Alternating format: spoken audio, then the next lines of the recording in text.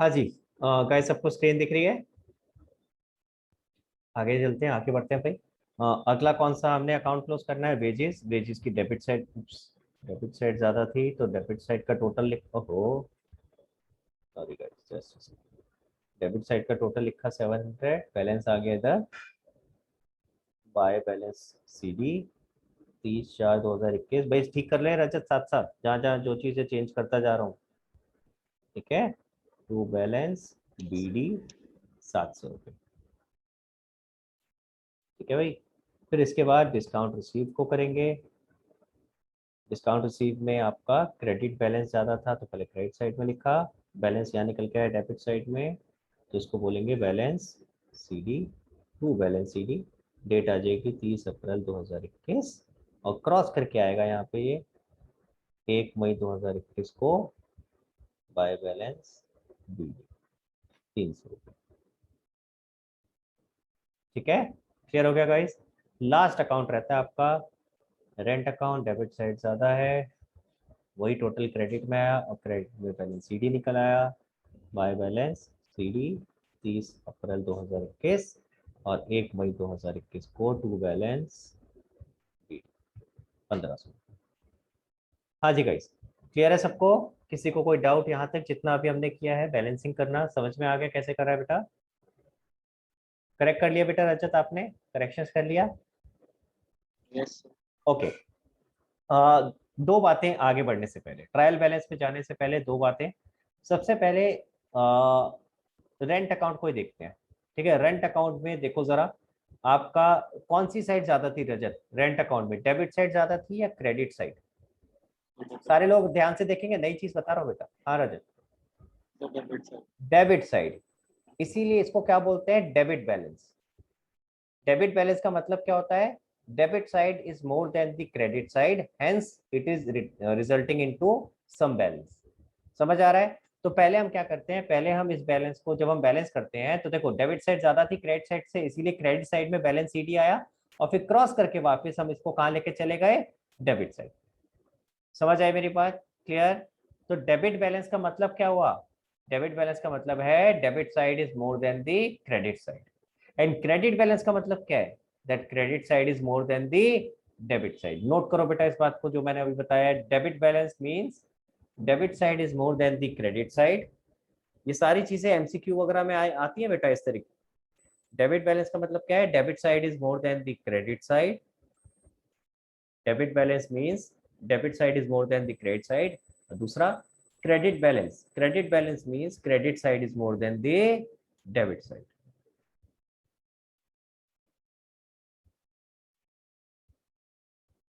Clear है guys? Note कर लिया सबने? ओके। तो बैलेंस का मतलब समझ आ गया अब अपने को कि बैलेंसिंग का मतलब क्या हुआ। एक और चीज समझते हैं कि हम ये लेजर अकाउंट्स बना क्यों रहे हैं? कोई बता सकता है लेजर अकाउंट्स का यूज क्या है? एनीवन? हाँ स्निग्धा बताओ बेटा, क्यों बना रहे हैं हम लेजर अकाउंट्स?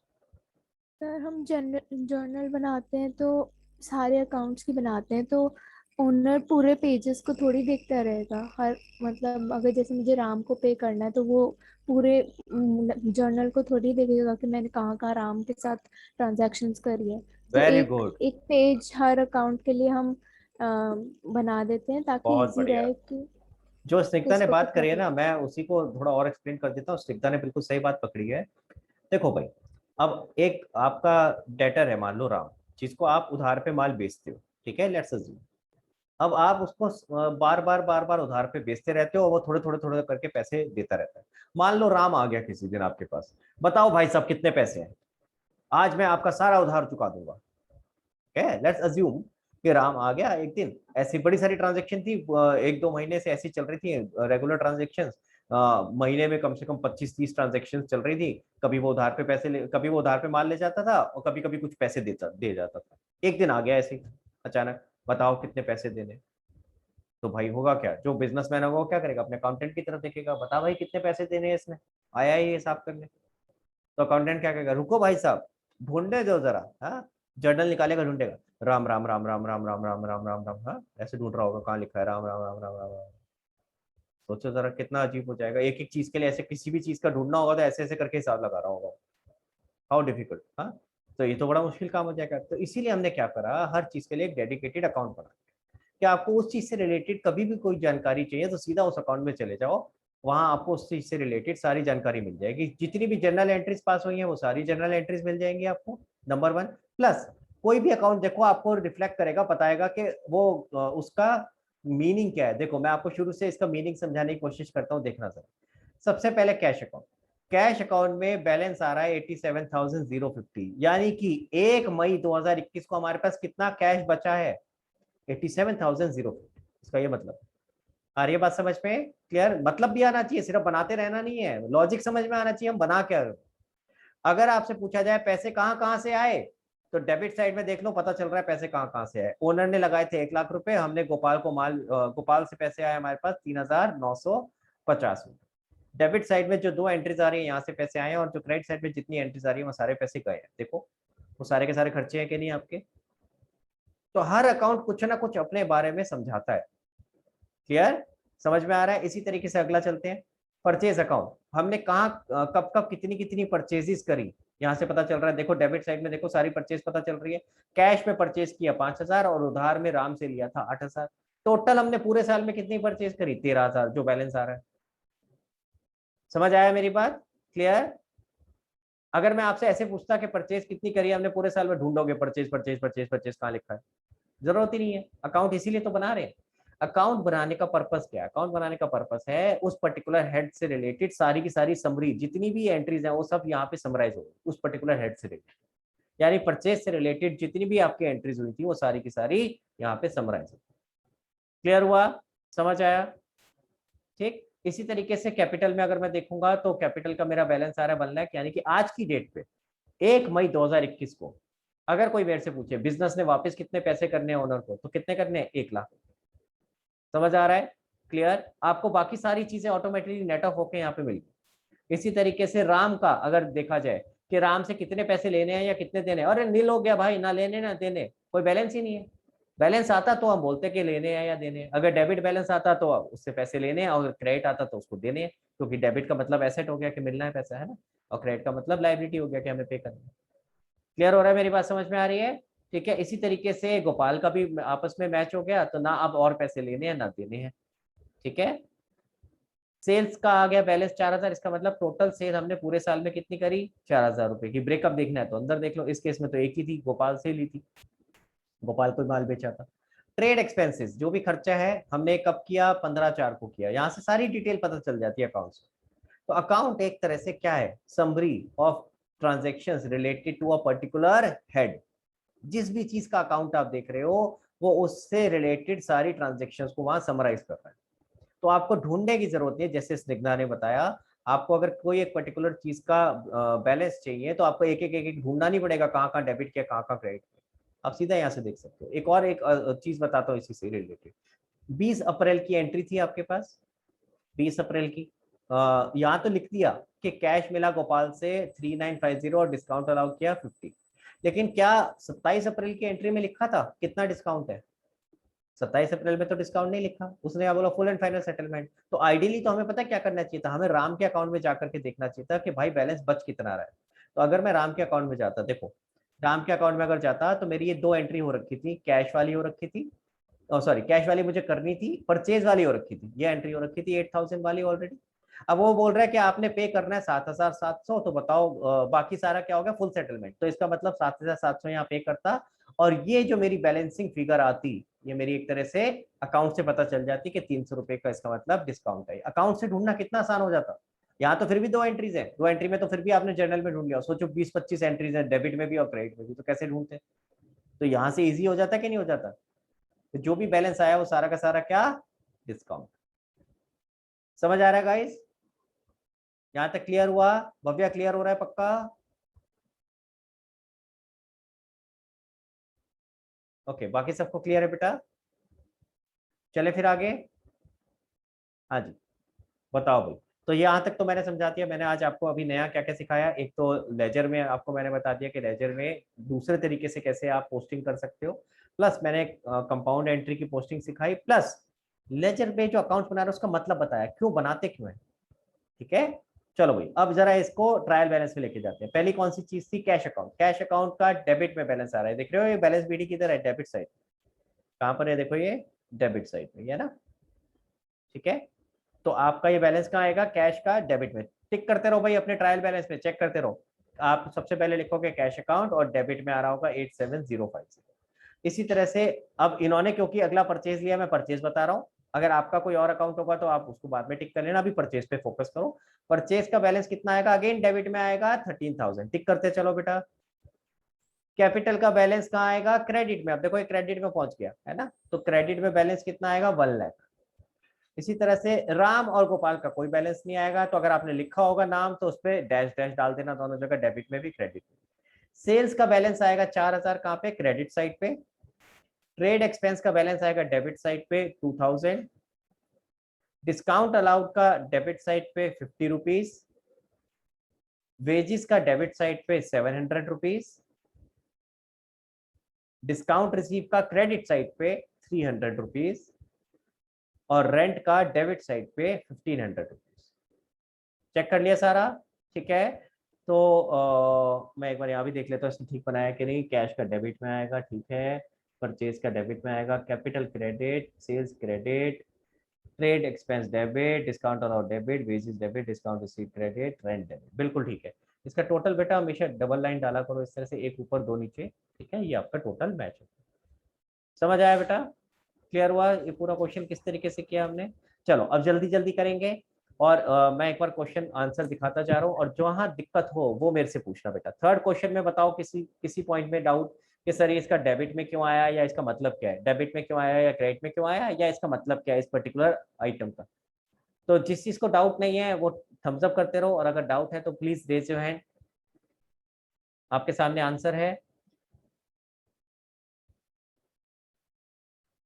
हाँ जी, तनिषा, भव्या, परीक्षा, शशांक, मलाइका, प्लीज एक बार बताओ देख के। चलो आगे, टिक करते जाओ सारी चीजें।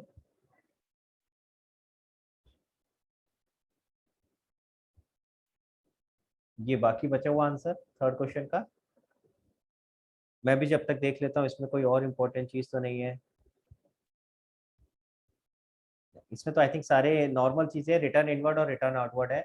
तो रिटर्न इनवर्ड आपको पता होना चाहिए क्या होता है।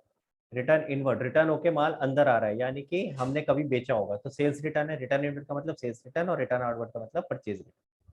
ठीक है। सेल्स रिटर्न का बैलेंस क्या होगा, सेल्स से उल्टा। सेल्स का क्या होता, सेल्स का क्रेडिट होता है, तो सेल रिटर्न का डेबिट होगा, यानी कि रिटर्न इनवर्ड का डेबिट। और इसी तरह से परचेज का होता है डेबिट, तो परचेज रिटर्न यानी रिटर्न आउटवर्ड का क्रेडिट। ठीक है बेटा, चलिए आगे। अगेन हेडिंग्स डाल दिए बेटा सब में, रजत हाँ हेडिंग्स नहीं डली हुई इसमें। Okay Yes. अगला चेक करो बेटा। बैंक ओवरड्राफ्ट मैंने आपको समझाया था लाइबिलिटी होती है, कि आपने बैंक से ज्यादा पैसे विड्रॉ कर लिए हैं, तो वो आपके लिए क्या है बेटा, लाइबिलिटी है। तो लाइबिलिटी का क्रेडिट बैलेंस है। और कोई चीज बताओ बेटा, फोर्थ में कोई प्रॉब्लम। फोर्थ में कैपिटल का बैलेंस नहीं दे रखा है, तो कैपिटल का बैलेंस कैसे निकलेगा भाई, दोनों डेबिट और क्रेडिट साइड के दोनों बैलेंस मैच होने चाहिए। तो आपने पहले सारे बैलेंसेस डेबिट और क्रेडिट के जैसे जैसे लिखने थे लिख लिए। फिर आपने डेबिट साइड का टोटल किया, क्योंकि क्रेडिट में तो कैपिटल का बैलेंसिंग फिगर आना है, तो आपने पहले डेबिट का टोटल किया, वही टोटल क्रेडिट में लिखा। और फिर आपने चेक किया कि बैलेंसिंग फिगर क्या आई, क्रेडिट साइड में कितना शॉर्ट है। ठीक है, तो वो क्या रहा, कैपिटल। क्लियर हो गया गाइस। तो ये जो कैपिटल है इधर देखो, ये कैपिटल यहाँ तो गिवन नहीं था, तो ये फिगर हमने कैसे निकाली, बैलेंस करके। तो दिस इज बैलेंसिंग फिगर। तो आपने पहले ये टोटल लिखा, डेबिट साइड का टोटल लिखा, फिर यही टोटल क्रेडिट में लिखा, और फिर ये बैलेंस करके फिगर निकाला। थम्स अप करते रहो बेटा अगर आपको क्लियर है कैसे करा है हमने। अगर क्वेश्चन क्लियर है तो प्लीज थम्स अप करते रहो, ताकि फिर मैं आगे बढ़ता रहूंगा। और जहां दिक्कत होगी प्लीज हैंड रेस कर लेना, मैं खुद रुक जाऊंगा। हाँ जी, क्वेश्चन नंबर 5 पे आ जाते हैं। जीएसटी के साथ आ गए। अब जीएसटी में मैंने आपको एक सिंपल सी चीज फिलहाल के लिए बताई थी, जीएसटी अभी हमने करा नहीं है। जीएसटी में क्या बताया था, मैं लिख भी देता हूँ दोबारा से अगर किसी ने लिखा नहीं है बेटा। अगर इनपुट जीएसटी है तो ये हमारे लिए एसेट है, यानी इसका डेबिट बैलेंस होगा बेटा। और अगर आउटपुट जीएसटी है, कोई सा भी आउटपुट जीएसटी, कोई सा भी इनपुट जीएसटी, नाम कोई सा भी है उसके आगे, तीन तरह के जीएसटी दिखेंगे आपको, सीजीएसटी, एसजीएसटी और आईजीएसटी। ठीक है, समझेंगे इनको सबको क्या होता है। आउटपुट जीएसटी दिखे तो क्या है, लायबिलिटी यानी कि इसका क्रेडिट बैलेंस। ठीक है, ये नोट कर लो अगर नहीं किया हुआ नोट आपने बेटा। तो इनपुट जीएसटी एसेट होता है, आउटपुट जीएसटी लायबिलिटी। चले आगे। ओके, तो जरा देखते हैं फिफ्थ क्वेश्चन में। देखो भाई आपके सामने है कैश का डेबिट। मैं यहाँ टिक ही करता जाता हूँ जल्दी जल्दी। कैश का डेबिट होगा, ठीक है, कैपिटल का क्रेडिट, परचेज का डेबिट, सेल्स का क्रेडिट, परचेज रिटर्न का क्रेडिट और सेल रिटर्न का डेबिट। ट्रांसपोर्टेशन खर्चा है डेबिट, डिस्काउंट अलाउड खर्चा है, प्रिंटिंग खर्चा है, एसेट है डेबिट। हाँ अब ये आगे देखो, इनपुट सीजीएसटी, एसजीएसटी, आईजीएसटी, कोई सा भी इनपुट जीएसटी है डेबिट। तीनों के तीनों क्या है हमारे लिए? एसेट। ठीक है, सन्ड्री क्रेडिट और लाइबिलिटी है तो क्रेडिट। इन्वेस्टमेंट एसेट है debit, plant and machinery asset, asset asset asset, sorry expense, expense. हाँ अब ड्राइंग क्या है? जैसे कैपिटल आपके लिए लाइबिलिटी होती है तो मैंने समझाया था ड्राइंग क्या होता है बेटा? एसेट होता है। ठीक है, तो डेबिट आ जाएगा। सैलरीज आपका एक्सपेंस है तो डेबिट। ट्रैवलिंग एक्सपेंस डेबिट, आपका खर्चा है। ठीक है, और आउटपुट सीजीएसटी, एसजीएसटी और आईजीएसटी, ये तीनों के तीनों आउटपुट हैं तो क्या है? लायबिलिटी यानी क्रेडिट बैलेंस। समझ आया बेटा? क्लियर हुआ? अब एक और मजेदार चीज यही बता देता हूँ आपको। कुछ कुछ नया भी सीखते हुए चलते हैं ना यार, ऐसे मजा नहीं आता, बोरिंग हो जाता है। डेबिट क्रेडिट, सब लोग प्लीज अपना कैमरा ऑन करेंगे। हाँ, अगर क्वेश्चन में लिखा है return inward and return outward ऐसे, और यहाँ लिखा है 1 लाख और यहाँ लिखा है 2 लाख, हाँ जी, तो जरा सोच के बताओ रिटर्न इनवर्ड कितना है और रिटर्न आउटवर्ड कितना है? कौन बताएगा? Raise hand.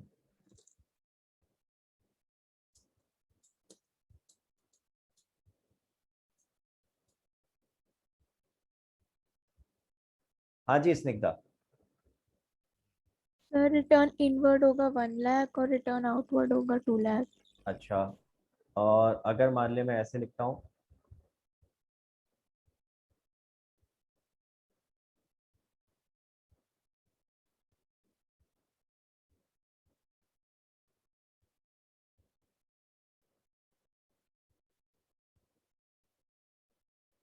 अभी सर रिटर्न इनवर्ड 1 लाख होगा, रिटर्न आउटवर्ड 2 लाख होगा। ऐसा क्यों? क्योंकि रिटर्न इनवर्ड सेल्स रिटर्न होता है और वो डेबिट होता है, और रिटर्न आउटवर्ड परचेज रिटर्न होता है वेरी गुड, तो वो बहुत बढ़िया। क्रेडिट होता है। बेटा आपको लॉजिक से चलना है, आपको ये नहीं चलना कि जो पहले लिखा है वो पहले डेबिट वाला होगा, नहीं, आपको लॉजिक से चलना है। क्या लॉजिक से चलना है बेटा? रिटर्न इनवर्ड क्या होता है? अभी अभी बताया उसने, return inward is sales return. Sales return का क्या होगा? डेबिट बैलेंस होगा, यानी कि डेबिट में आ रहा होगा। तो रिटर्न इनवर्ड यहाँ भी चाहे बाद में भी लिखा है लेकिन फिर भी इसका बैलेंस कौन सा होगा? जो डेबिट में लिखा है। क्लियर हो रही है मेरी बात? तो दो चीजें इस तरह से एक साथ दी जा सकती हैं जानबूझ के कंफ्यूज करने के लिए आपको ट्रायल बैलेंस के अंदर। हम नॉर्मली ऐसे लिखते नहीं है, प्रैक्टिकली ऐसे कभी नहीं करते, पर पता नहीं क्यों जबरदस्ती बच्चों का टेस्ट लेना है, अननेसेसरी कंफ्यूज करना है उनको, है तो जबरदस्ती ऐसी दो चीजें डाल दी जाएंगी। ऐसी डेटर क्रेडिटर भी लिखा जा सकता है, समझ आ रहा है मेरी बात? ऐसी सेल और परचेज भी लिखा जा सकता है कि सेल ऑब्लिक परचेज या परचेज ऑब्लिक सेल लिख दिया। रूल लगाओ सिंपल सा, जिसके लिए भी आपको देखना है कि कौन सा बैलेंस है, वो है क्या AELIC में से, उसको देखो। ठीक है, क्लियर हुआ गाइस? समझ में आया? नई चीज सीखी, मजा आया? चलो भाई आगे चलते हैं। हाँ जी, तो ये तो खत्म हो गया। अब कौन सा क्वेश्चन आएगा? Question number 6। गाइस अगर कोई डाउट है तो बता दो मेरे को, मैं वही डिस्कस करूंगा, फिर सारी चीजें नहीं देख रहा हूँ। एक दो बातें जो इसमें मुझे दिख रही है। हाँ निशात बताओ, चलो अच्छा लगा किसी ने तो हैंड रेस किया, बताओ भाई, पूछो यार, कुछ तो डाउट पूछो। सर जो परचेजेस होते हैं वो हम एक्सपेंस में लेते हैं तो उसको हम डेबिट करते हैं, बिल्कुल, लेकिन जो परचेजेस रिटर्न होते हैं तब हम उसे क्रेडिट क्यों करते हैं? क्योंकि वो तब बिल्कुल हम उसको वो उसका उल्टा है ना बेटा। अगर परचेज मेरे लिए खर्चा है तो परचेज रिटर्न मेरे लिए इनकम है। भाई एक तरह से वो क्या रिप्रेजेंट कर रहा है कि मैंने जो परचेज किया था उसे वापस कर दिया, तो उसके बदले मुझे पैसे भी तो मिलने हैं। तो सर पैसे तो हमारे पास पहले थे। दोबारा बोल बेटा निशात। सर जब हमने परचेज करने से पहले तो वो पैसे हमारे पास थे ही, तो मतलब ये इनकम कैसे हो जाए? नहीं मैं तेरा पॉइंट नहीं समझा, दोबारा से बोल। देख मैंने मान लिया परचेज करी, देख तो क्या एंट्री करी? Purchase debit to Rahul, let's assume. ठीक है, राहुल से परचेज किया मान लेते हैं। ठीक है, ये मैं नहीं हूँ, कोई और मान लो, कोई और राहुल है, किसी राहुल से परचेज किया। ठीक है, तो हमने एंट्री करी बेटा 1 लाख की। हम जब परचेज करते हैं तो हम क्या मान के चलते हैं बेटा, ये सारा का सारा खर्चा है, ठीक है, हम ये मान के चलते हैं। और मैंने आपको सिखाया कि अगर साल खत्म हो गया और तब तक ये यूज नहीं हुआ है तो फिर हम इसको ट्रांसफर कर देंगे कहाँ पे, क्लोजिंग स्टॉक, ठीक है। तो हम इसको एक अलग से अकाउंट में रख रहे हैं परचेज के नाम से। अब कल को अगर हमने कुछ माल वापस किया तो हमारे पास दो ऑप्शन थे, या तो मैं इस परचेज को क्रेडिट कर देता, एक ऑप्शन तो ये था। मान ले 20,000 रुपए का माल वापस किया है तो मैं एंट्री कर देता राहुल डेबिट 20,000 टू परचेजेस। आ रही बात समझ में, क्लियर हो गया, ठीक है। तो एक तो ऑप्शन ये था, तो इससे क्या होता, मेरा एक्सपेंस कम हो जाता। निशाद बेटा अनम्यूट करो अपने आप को। अगर मैं यहाँ Yes. क्रेडिट कर देता तो क्या होता, मेरा एक्सपेंस कम हो जाता। लेकिन हम अकाउंटिंग में ये फॉलो इसलिए नहीं करते क्योंकि हम चाहते हैं कि जितना भी रिटर्न करा वो अलग से दिखाई दे, तो इसीलिए हम एक अलग अकाउंट बना देते हैं, परचेज रिटर्न। अगर मैं परचेज लिखता तो बेटा हमारा खर्चा कितना बोलती तू, 80,000 नेट हो जाता ना। Yes. लेकिन अगर मैं ये दो अलग अलग बना रहा हूं तो फिर मैं क्या बोलूंगा, मेरा अगर खर्चा है 1,00,000 तो फिर ये मेरी इनकम भी तो हो गई 20,000, ठीक है। इसीलिए इसको हम इनकम की कैटेगरी में डाल। लॉजिक समझ आया। अगर आप नेट ऑफ करोगे तो बात वही पड़ेगी कि परचेज मेरा नेट खर्चा कितना बैठा बेटा, 80,000। और आप आगे जाकर के देखोगे जब हम ट्रेडिंग अकाउंट बनाएंगे ना तो इस परचेज रिटर्न को परचेज से माइनस करके ही दिखाते हैं, Okay. ठीक है। और कोई डाउट? No. शगुन आपका क्या डाउट है बेटा? सर ओपनिंग स्टॉक है सर इसमें, तो सर डेबिट बैलेंस होगा सर। ओके, ओपनिंग स्टॉक दे रखा है तो ओपनिंग स्टॉक का क्या करेंगे? ओपनिंग स्टॉक का मतलब क्या हो, देखो अभी तक तीन चीजें आई थी। अभी तक मैंने आपको तीन अकाउंट्स बताए थे, क्या क्या बताए थे? सबसे पहला बताया था गुड्स से रिलेटेड, परचेज, सेल्स और क्लोजिंग स्टॉक, ये तीन अकाउंट बताए थे ना। जो आपका इस साल का क्लोजिंग स्टॉक होता है वो अगले साल का क्या बन जाएगा, ओपनिंग स्टॉक, ठीक है। ओपनिंग तो जो इस साल का क्लोजिंग स्टॉक होता है वो अगले साल का ओपनिंग स्टॉक बन जाएगा। यानी अगर इस साल के शुरू में ओपनिंग स्टॉक बता रखा है तो वो पिछले साल का क्या रहा होगा, हमारा क्लोजिंग स्टॉक। तो ओपनिंग स्टॉक हमारे लिए क्या है, एसेट है बेटा, ठीक है। ओपनिंग स्टॉक क्या होता है हमारे लिए, एसेट। गाइस दो तीन चीजें जो और मुझे यहाँ दिख रही है मैं आपको बता देता हूँ। एक तो ओपनिंग स्टॉक दे रखा है वो आपका एसेट हो जाएगा बेटा। दूसरा बैंक जो दे रखा है आपको क्रेडिट बैलेंस, तो बैंक का अगर क्रेडिट बैलेंस नहीं लिखा होता तो नॉर्मली हम क्या मान के चलते कि ये एसेट है, इसका डेबिट बैलेंस होगा। लेकिन क्वेश्चन ने साफ साफ लिख दिया है क्रेडिट बैलेंस, तो इसको आप कहाँ लिखोगे, क्रेडिट में। यानी कि ये क्या बन गई हमारी लायबिलिटी। एक तरह से क्या है ये, बैंक ओवरड्राफ्ट। आप इसको बैंक ओवरड्राफ्ट बोलते, बैंक क्रेडिट बैलेंस बोलते, बेटा एक ही बात। इसी तरह आगे लिखा हुआ है कमीशन और ब्रैकेट में लिखा है क्रेडिट, ठीक है। इसका क्या मतलब है, अगेन इसको कहाँ लिखोगे, क्रेडिट साइड में। क्वेश्चन खुद ही बोल रहा है क्रेडिट, यानी क्रेडिट बैलेंस है। अगर नॉर्मली सिर्फ कमीशन लिखा होता तो क्या होता, खर्चा मानते हैं उसको, डेबिट बैलेंस लिखते हैं। एक तरह से पता है क्या है ये, कमीशन रिसीव्ड, तो इसमें पूरा नाम ना लिखने की जगह आपको हिंट दे दिया ब्रैकेट में क्रेडिट लिख करके, तो इसका मतलब ये हमारी इनकम है, ठीक है। अगला एक और देखो इसी तरह से, इंटरेस्ट अकाउंट डेबिट बैलेंस। यहाँ तो डेबिट नहीं भी लिखता तो भी हम इसको वैसे भी खर्चा मानते हैं, और डेबिट लिख भी दिया तो भी हम इसको वैसे भी डेबिट में ही लेके जा रहे हैं। क्लियर हुआ। तो अगर डेबिट क्रेडिट इस तरह से दे रखा है आपके अकाउंट के साथ में, from a trial balance perspective तो बहुत ही आसान है, जो लिखा है बस उसी जगह लिख दो। अगर डेबिट बैलेंस लिखा है तो डेबिट में लिख देना उसका अमाउंट, क्रेडिट लिखा है तो क्रेडिट में लिख देना भाई, ठीक है भाई। सबको क्लियर हुआ ये वाली बात? चले आगे, कोई और डाउट? शगुन आपका डाउट है बेटा कोई? नहीं, ओके चलो फिर आगे चलते हैं। क्वेश्चन नंबर 7 को देखते हैं जरा बेटा। 7th क्वेश्चन में देखो, किसी को कोई डाउट है तो आपके सामने आंसर है बेटा, चेक करो। और कोई डाउट है तो रेज योर हैंड। तब तक मैं भी 7th क्वेश्चन देख रहा हूँ। देखो डिस्काउंट में इस बार डिस्काउंट वाली चीज एक नहीं है जिसमें डेबिट और क्रेडिट दे रखा है। तो अगेन पहले तो सिंपल आंसर करते हैं, जिसके आगे डेबिट बैलेंस लिखा हुआ है, डिस्काउंट ब्रैकेट में डेबिट, यानी कि 55,000 रुपए, वो कहाँ जाएगा, डेबिट में। तो ये देखो ये आपका डेबिट में आ गया, डिस्काउंट 55,000। और जिसके आगे क्रेडिट लिखा हुआ यानी 45,000, वो कहाँ जाएगा, क्रेडिट में। ये तो सिंपल तरीका आपको ट्रायल बैलेंस बनाने का, कि जिसके आगे डेबिट लिखा है वो डेबिट में, जिसके आगे क्रेडिट लिखा है वो क्रेडिट। अब लॉजिक समझते हैं। अगर डेबिट लिखा है इसका मतलब ये डिस्काउंट अलाउड है बेटा, यानी ये हमारा खर्चा है। डेबिट बैलेंस तभी होगा ना जब हमारा खर्चा होगा ये, ठीक है। तो ये कौन सा वाला डिस्काउंट है, खर्चे वाला, डिस्काउंट अलाउड। और जिसके आगे क्रेडिट लिखा है वो कौन सा है, डिस्काउंट रिसीव्ड, ठीक है। लॉजिकली सोचो भाई। इसके अलावा और क्या दे रखा है आपको, बुक डेट्स दे रखा है, यानी डेटर, बुक डेट मतलब डेटर, तो ये एसेट हो गया। और कोई चीज जो थोड़ी सी अलग है, नहीं आई थिंक बाकी तो सिंपल है। हाँ जी क्या डाउट है निशाद, बताओ बेटा। सर जो लोन एडवांस है वो हम ये लेके चलेंगे ना कि हमने एडवांस में पे करना है। लोन एडवांस देख, अब देखो नाम से समझो इसको। अगर सिर्फ लोन बोला होता, गाइस ध्यान से सुनना, अगर सिर्फ लोन बोला होता तो मैं ये मानता कि फर्म ने लोन लिया है, यानी लाइबिलिटी मान के चलते उसे। लेकिन क्वेश्चन ने क्या कहा है, लोन एडवांस्ड, यानी लोन एडवांस किया है, यानी हमने किसी को लोन दिया है। ठीक है, दो चीजें होती है ना, फर्म किसी से लोन ले सकती है, जैसे किसी बैंक से लोन ले लिया तो वो तो क्या होता है, लाइबिलिटी, तो वो तो लिखा होता है लोन टेकन या फिर बैंक लोन, ऐसे करके कुछ लिखा होता। अब ये क्या है, लोन किसी को दिया है, जैसे अपने एम्प्लॉय को लोन दे दिया, तो अब ये फर्म के लिए यानी बिजनेस के लिए क्या है, एसेट है। ठीक है। अच्छा, अब इस क्वेश्चन में ध्यान से सुनना, अब इस क्वेश्चन में आपका ये क्वेश्चन में डेबिट और क्रेडिट साइड मैच नहीं हो रही होगी। जब आप करोगे तो आपकी ये डेबिट और क्रेडिट साइड मैच नहीं होगी। किसी ने ये पूछा ही नहीं मेरे से सवाल, मैच हो गई थी सबकी? हाँ भाई रजत, मैच हो गई थी आपकी डेबिट और क्रेडिट साइड? नहीं, तो फिर क्या सस्पेंस किया? अकाउंट खुलता है। तो मैंने तो बताया नहीं था सस्पेंस।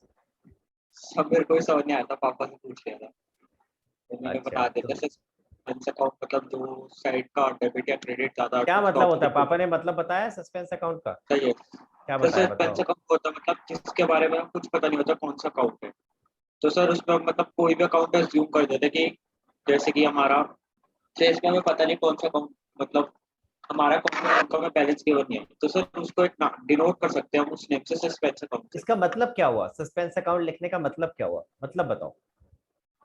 आपने अकाउंट जो भी नहीं आपने पता। आपने ये तो बता दिया कि देखो जो रजत ने बताया, पहले मैं वहां तक बता देता हूँ सब लोगों को। गाइस देखो होता क्या, अब आपने ट्रायल बैलेंस बनाया, आइडियली तो डेबिट और क्रेडिट से दोनों मैच होनी चाहिए, है कि नहीं? हमने तो सीखा ही है भाई, डेबिट और क्रेडिट से दोनों मैच होनी चाहिए भाई। लेकिन मैंने आपको ये भी सिखाया था कि हो सकता है हमने कोई गलती कर दी हो, और इस वजह से हो सकता है डेबिट या क्रेडिट साइड मैच ना हो।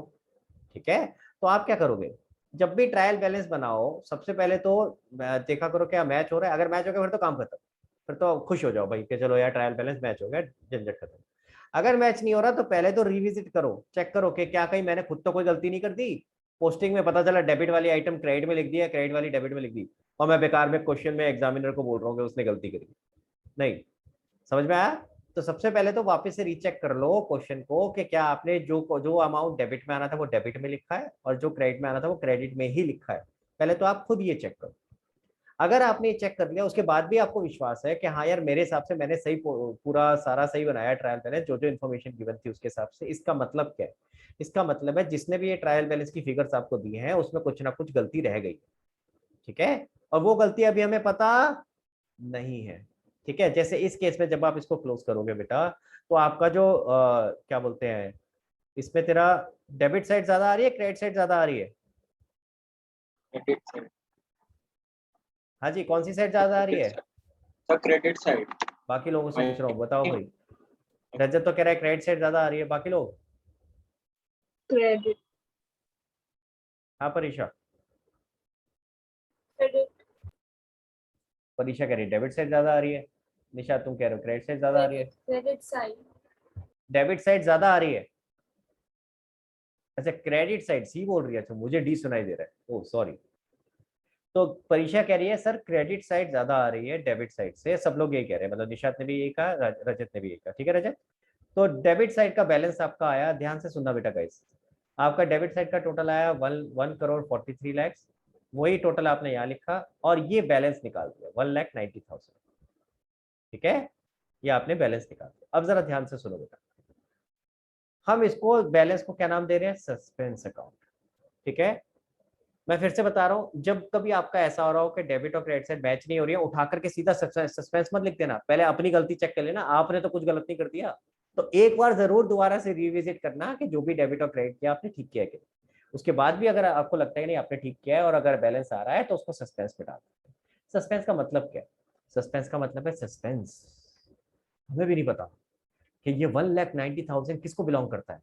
ये जो डेबिट में बैलेंस आ रहा है 1,90,000 का, ये एक्चुअली बिलोंग करता किसको है, हमें भी नहीं पता। ये कौन से अकाउंट की एंट्री है जो हमसे मिस हो गई है, या हमने कुछ पोस्टिंग में गड़बड़ कर दी है, हमें भी नहीं पता। इसीलिए हम इसको क्या नाम दे रहे हैं अभी, सस्पेंस।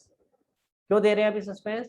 फिलहाल हम इसको सस्पेंस में डाल के छोड़ देंगे और फिर ढूंढेंगे कि भाई ये गलती हमने कहाँ करी, और फिर इसको हम बाद में रेक्टिफाई करें।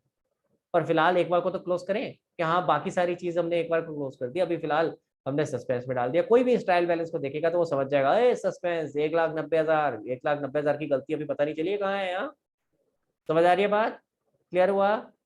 सस्पेंस का मतलब समझ आया रजत? तो सस्पेंस का मतलब क्या है बेटा? इसका मतलब यही है कि हमारे लिए भी ये सस्पेंस है, हमें भी नहीं पता कि ये 1,90,000 कौन सी गलतियों की वजह से है, ये किस अकाउंट को बिलोंग करता है, हमें भी नहीं पता। तो अभी फिलहाल इसको बराबर करने के लिए हम इसको सस्पेंस में डाल के छोड़ देते हैं। फिर अगला चैप्टर करेंगे रेक्टिफिकेशन ऑफ एरर, जहां पे हम सीखेंगे कि इस सस्पेंस को कैसे एलिमिनेट करेंगे, कैसे हम इसको गलतियों को ठीक करें। क्लियर हुआ? सबको समझ में आया बेटा? चल सकते हैं आगे? ओके ग्रेट बेटा, जल्दी से 8th क्वेश्चन चेक करो। और 8th क्वेश्चन मैं भी देखता हूँ भाई, कोई ऐसी आइटम जो लगता हो मुझे कि थोड़ा आपको पता होना चाहिए। जीएसटी का तो सेम ही है बेटा, इनपुट जीएसटी सारे डेबिट में आएंगे और आउटपुट सारे क्रेडिट में आएंगे। बैड डेट एक नई आइटम दिख रही है मुझे, बैड डेट आपका खर्चा है, ठीक है, खर्चा बोल लो नुकसान बोल लो, यानी कि डेबिट बैलेंस होगा बेटा। बैड डेट रिकवर होता तो वो आपके लिए फायदा है, क्रेडिट बैलेंस होता, ठीक है। चल सकते हैं आगे?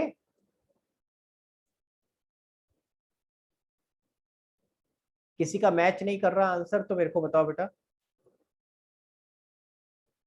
हाँ निशात बोलो।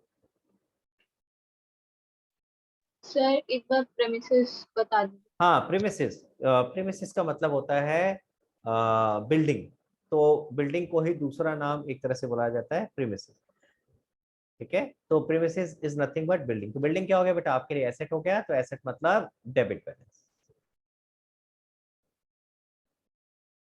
और कोई डाउट बेटा? चलो आगे। ओके अगला देखते हैं, रीड्राफ्टिंग ऑफ ट्रायल बैलेंस। तो यहाँ पे ना ही केवल आपको फॉर्मेट ठीक करना था, और आपको आइटम भी चेक करनी थी कि कौन सी ठीक है कौन सी गलत है। जैसे इसने फर्नीचर का क्रेडिट बैलेंस लिखा हुआ है, और मजेदार बात क्या है देखो, इसने गलती करने के बाद भी दोनों साइड ट्रायल बैलेंस मैच कर रहा है क्वेश्चन में। आधे बच्चे तो इसको देख के कंफ्यूज जाते हैं, ये तो ठीक बनाया है इसने, दोनों साइड मैच तो कर रहा है। अरे दोनों साइड मैच कर दे इसका ये मतलब 100% ठीक है, ऐसा नहीं है, ठीक है। आपके सामने एग्जाम्पल है, ऐसा नहीं है कि 100% ये तो तुक्के से मैच हो गया, चांस की बात थी कि मैच हो, ठीक है। हाँ जी देखो जरा, तो यहाँ पे फर्नीचर गलत था, डेटर गलत था, और इंटरेस्ट रिसीव गलत, सॉरी इंटरेस्ट रिसीव तो ठीक था। फर्नीचर और डेटर क्रेडिट बैलेंस में लिखे थे, जो कि दोनों के दोनों डेबिट बैलेंस में आने चाहिए थे। और डेबिट साइड में चेक कर लेते हैं एक बार, रिटर्न आउटवर्ड आपकी क्रेडिट में आनी चाहिए थी। उसके अलावा डिस्काउंट रिसीव्ड आपका क्रेडिट में आना चाहिए था, बैंक ओवरड्राफ्ट क्रेडिट होना चाहिए था, और क्रेडिटर क्रेडिट होना चाहिए था। ये सारी चीजें आपकी क्रेडिट में आनी चाहिए। हाँ परीक्षा, इंश्योरेंस अकाउंट किसमें जाएगा? बेटा इंश्योरेंस आपके लिए क्या है बताओ, AELIC में से? एसेट। एसेट क्यों है बेटा? इंश्योरेंस तो खर्चा है। इंश्योरेंस एसेट क्यों होगा? सोचो, क्या वो कोई चीज है जो आप ओन करते हो? Is it a thing? हाँ परीक्षा, सर काइंड ऑफ करते ही उसे दोबारा बोल बेटा। कर तो सकते हैं उसे हो। तो अगर लाइफ इंश्योरेंस मैंने लिया है तो मैं उसे ओन नहीं पहले दो चीजें बेटा। पहली बात तो लाइफ इंश्योरेंस हमारा हो ही नहीं सकता। लाइफ इंश्योरेंस तो हम क्या मानते हैं? ड्रॉइंग्स, तो वो एग्जाम्पल ही गलत हो गया, ठीक है ना। तो लाइफ इंश्योरेंस तो इंश्योरेंस के नाम से हमारी बुक्स में आ ही नहीं रहा होगा वो। इंश्योरेंस। तो ये इंश्योरेंस कौन सी होगी? पहले तो ये समझते हैं, ये स्टॉक की इंश्योरेंस होगी बेटा, जो हमने स्टॉक का इंश्योरेंस कराया होगा, या फिर हेल्थ इंश्योरेंस हो सकती है एम्प्लॉयज की, कि हमने एम्प्लॉयज का हेल्थ इंश्योरेंस कराया। इन एनी केस कोई सा भी इंश्योरेंस हो बेटा, वो हमारे लिए खर्चा है। ये किसी चीज को थोड़ी ना रिप्रेजेंट कर रहा है, कोई क्या बोलते हैं ये, कोई चीज थोड़ी ना जो कि फर्म ओन करती है, नहीं। क्या ये कोई राइट है जिसके अगेंस्ट मुझे पैसा मिलेगा? अभी नहीं है, जब तक आपका इवेंट नहीं होगा कोई, जैसे आग लग गई जिसके अगेंस्ट आपने इंश्योरेंस कराया था, भूकंप आ गया, तब जाके राइट आएगा, अभी थोड़ी ना आएगा। जब राइट आएगा तब इंश्योरेंस कंपनी हमारे लिए एसेट बनेगी, ठीक है। ये तो हमारे लिए क्या है? खर्चा है, हर साल हम इंश्योरेंस का खर्चा करते हैं, ठीक है। हाँ जी, और कोई डाउट? चल सकते हैं आगे। क्वेश्चन नंबर 10 देख लो जल्दी से बेटा, आपके सामने है। और इसके अंदर आपको बैड डेट रिकवर दे रखा था, जो मैंने अभी बताया। बैड डेट आपका एक्सपेंस या लॉस बोल लो आप, वो है, और बैड डेट रिकवर आपके लिए इनकम हो गई बेटा, तो क्रेडिट बैलेंस हो, ठीक है। और कोई आइटम जो इसमें समझ नहीं आई हो? ग्रांट रिसीव्ड, ग्रांट क्या होता है बेटा? एक नई सी चीज दिखी, ग्रांट रिसीव। ग्रांट का मतलब क्या होता है? ग्रांट नॉर्मली हम डोनेशन को कहते हैं जो गवर्नमेंट से मिलती है। तो गवर्नमेंट अगर आपको कुछ दे रही होगी फ्री में, बिना किसी कुछ आपसे लिए, तो वो क्या कहलाएगी? ग्रांट। तो गवर्नमेंट कई बार बिजनेस को सपोर्ट करने के लिए क्या करती है? ग्रांट देती है। ग्रांट हो सकता है, सब्सिडी वर्ड भी हो सकता है, सब्सिडी भी एक तरह से वही है। तो ये क्या है? इनकम है बेटा, सरकार से जो हमें पैसे मिल रहे हैं, और ये अब हमारे हो गए, वापस नहीं करने। अगर वापस करने होते फिर तो लोन हो जाता, फिर तो लाइबिलिटी हो जाती। ये तो अब हमारे हो गए पैसे। चले आगे। ओके, लास्ट क्वेश्चन देख लो बेटा। 11th तो मैंने मना किया था, तो 12th पे आ जाते हैं सीधा। हाँ जी, 12th क्वेश्चन देखो, और इसमें मैं देख लेता हूँ। बिल्स रिसीवेबल, बिल्स पेबल आपको पता होना चाहिए। बिल रिसीवेबल आपका एसेट होता है, बिल्स पेबल आपकी लाइबिलिटी होती है, ठीक है। हाँ, इसमें इंश्योरेंस क्लेम रिसीव्ड है, तो वो क्या है आपके लिए? इनकम, ठीक है। अगर एक अलग से अकाउंट आ रहा है इंश्योरेंस क्लेम रिसीव, तो वो क्या हो गया हमारे लिए? इनकम। जैसे बैड डेट रिकवर इनकम होता है, ऐसे इंश्योरेंस क्लेम रिसीव इनकम हो जाएगा बेटा। और तो आई थिंक सिंपल है, और तो कुछ ऐसा मुझे दिख नहीं रहा। अच्छा, कैरेज इनवर्ड और आउटवर्ड में कंफ्यूज मत होना। कैरेज और इनवर्ड और कैरेज आउटवर्ड लास्ट टाइम भी समझाया था मैंने, दोनों ही खर्चे होते हैं आपके। हाँ, बस ये होता है कैरेज इनवर्ड का मतलब जो आप परचेज कर रहे हो उससे रिलेटेड कैरेज, और कैरेज आउटवर्ड का मतलब जो आप सेल कर रहे हो उससे रिलेटेड कैरेज, पर दोनों आपके लिए खर्चे, ठीक है। रिटर्न इनवर्ड और रिटर्न आउटवर्ड का मतलब अलग होता है, लेकिन कैरेज इनवर्ड कैरेज आउटवर्ड दोनों ही खर्चे है बेटा। हाँ निशाद बताओ बेटा। सर जो इंश्योरेंस क्लेम रिसीव्ड है वो हमें तो क्लिक करेंगे दोबारा बोल बेटा। फर्नीचर। सर जो इंश्योरेंस क्लेम रिसीव्ड है वो हमारा रेवेन्यू होगा। बिल्कुल हमारा रेवेन्यू होगा बेटा। अगर आप इंश्योरेंस को एक्सपेंस मान रहे हो तो इंश्योरेंस क्लेम को क्या मानोगे? रेवेन्यू, ठीक है ना। क्लियर है गाइस? अच्छा, एक छोटी सी बात before winding up this chapter, आपका मुबारक हो, एक चैप्टर और खत्म। एक क्वेश्चन मैंने छुड़वा रखा, उसको गोला मार के रखो, नोट करके रखो। जब हम कॉन्सेप्ट करेंगे कॉस्ट ऑफ गुड्स सोल्ड का, अभी नहीं करेंगे, बहुत आगे जाके आएगा, जब हम ट्रेडिंग अकाउंट सीखेंगे तब जाके आएगा। तो तब मैं आपको सिखाऊंगा कॉस्ट ऑफ गुड्स सोल्ड क्या होता है, फिर हम वापस आएंगे इस क्वेश्चन पे। तो ये नोट करके रखना, आप लोगों ने याद दिलाना है मुझे कि ये क्वेश्चन सर हमने बाद में करना है, ठीक है। तो ये हम बाद में करेंगे। परीक्षा, मैंने कुछ चीजें आपको लिखवाई थी, एक दो चीजें जरा बताना क्या क्या लिखवाई थी। थोड़ी आवाज नहीं आ रही बेटा। एक कंपाउंड एंट्री थी एंड दूसरी टेक्निकल मेथड से जो तो मैंने दोनों चीजें आज सिखा दी आपको, कंपाउंड एंट्री भी पोस्टिंग सिखा दी, और मैंने आपको सेकंड मेथड से भी पोस्टिंग सिखा दी कैसे करते हैं। अच्छा गाइस, एक चीज और, आप पेज नंबर 14.26 पे देख रहे हो कि आपको नीचे दे रखा है scan QR code for additional practical problem. किया है आज तक किसी ने? फ्रैंकली बताना, जिसने किया है हैंड रेस करना। नहीं, किसी ने नहीं किया? किया है किसी ने? गलती से स्कैन करके देखा था कि ये है क्या भला, देखे तो सही तरह। हाँ परीक्षा, मैंने किया था। कैसे किया था, किस इंटेंशन से? गलती से देखे तो सही, ये है क्या है? हाँ मतलब वो तो क्यूरियोसिटी और चैप्टर 1 और 2 के एक्स्ट्रा क्वेश्चंस चाहिए। वेरी गुड बेटा, बहुत अच्छा बेटा। सबके लिए मैं बता रहा हूँ, देखो आपको नॉर्मली बुक में तो इतने क्वेश्चन दे ही रखे हैं। अब होता क्या है, जैसे ही ये बुक के क्वेश्चन खत्म होते हैं ना, बच्चे मेरे से पूछते हैं सर क्या मुझे किस और क्वेश्चन दे दोगे प्रैक्टिस करने के लिए।